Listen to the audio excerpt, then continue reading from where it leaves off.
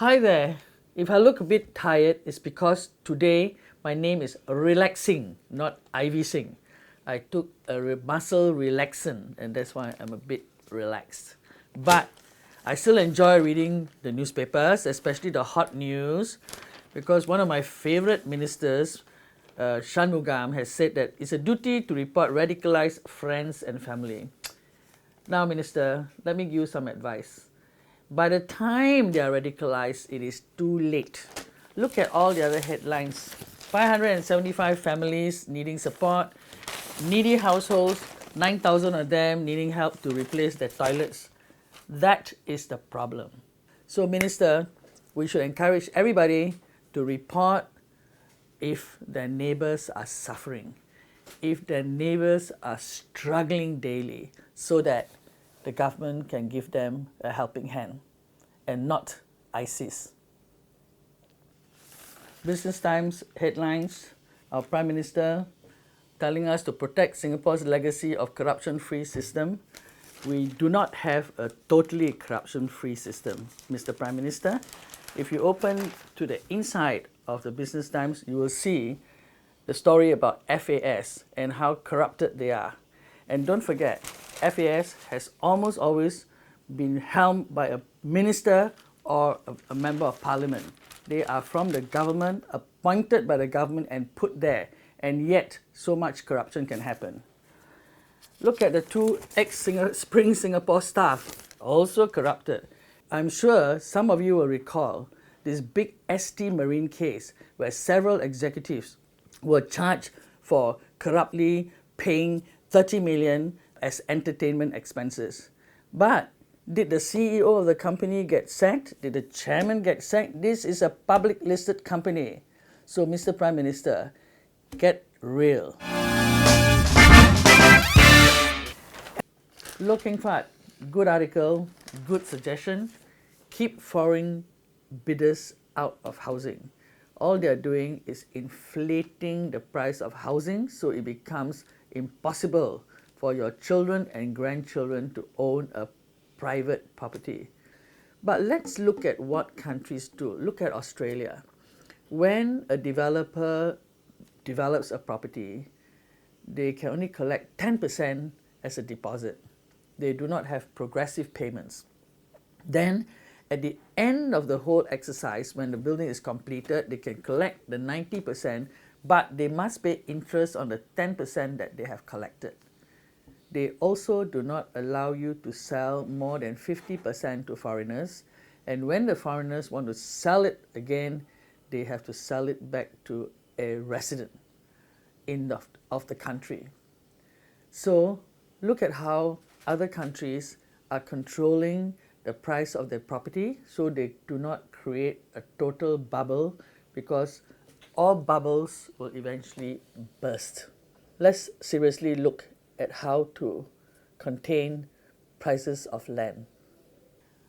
Picking up a third language can firm up bonds between Singaporeans. You know, I speak Cantonese, Hokkien, Malay, Teochew, Hindi, and a little bit of English, because we grew up in a country where everybody could communicate with each other. Then we had this all Chinese should speak Mandarin, get rid of dialects, who removed Malay as a linked language. And so now nobody can speak Malay. We are surrounded by Malaysia, Indonesia, Brunei, and Bahasa is their basic language. But we cannot speak Bahasa. Why did we have to destroy all that beautiful language ability among our citizens and now go back to square one and try to tell people to pick up a third language? One of my favorite pages to read in the newspaper is the opinion pages. Usually the journalists who write these pages are very good and they write nice articles. But on this particular Monday, June 5th, I would say boo to you, Chua Mui Hong, and 3 cheers to Ng Kok Ho and Teo Yu Yen. Because Chua Mui Hong is trying to suggest that civil society should help single mothers. In fact, she even said, don't rely on the government, rely on each other. If we can rely on each other, what the hell do we need government for? So 3 cheers to the 2 guys who said it is not civil society's role to provide public goods. At least we have some sensible people writing good articles.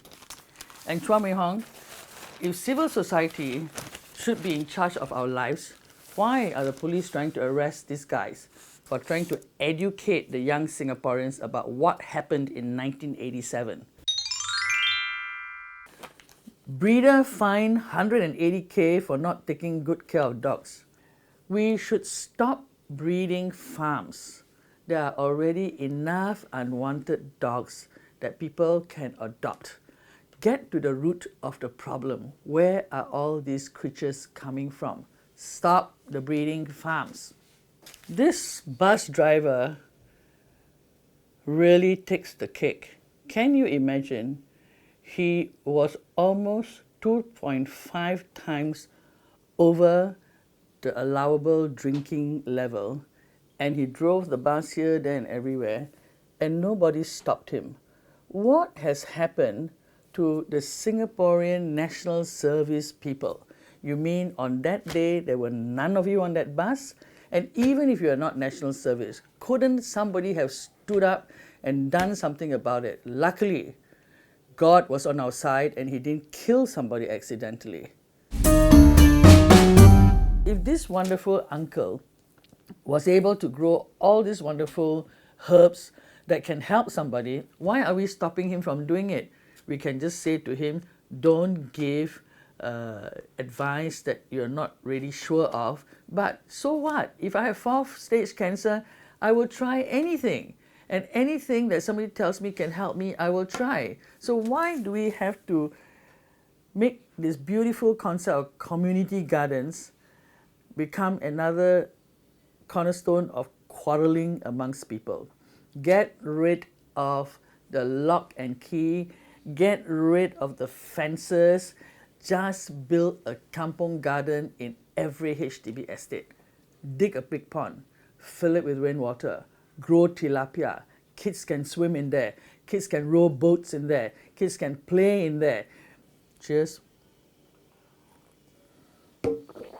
I'm so happy that DPM Teo has decided to take control of all these people who are wasting electricity and water in the public sector.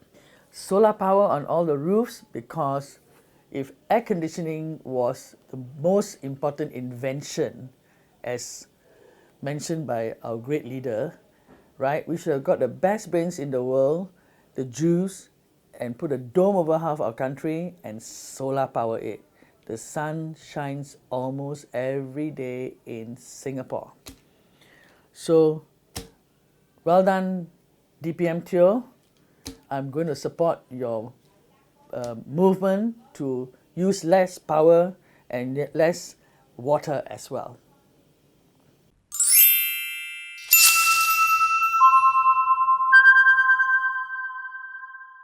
Thank you for watching my videos, and thank you for your feedback.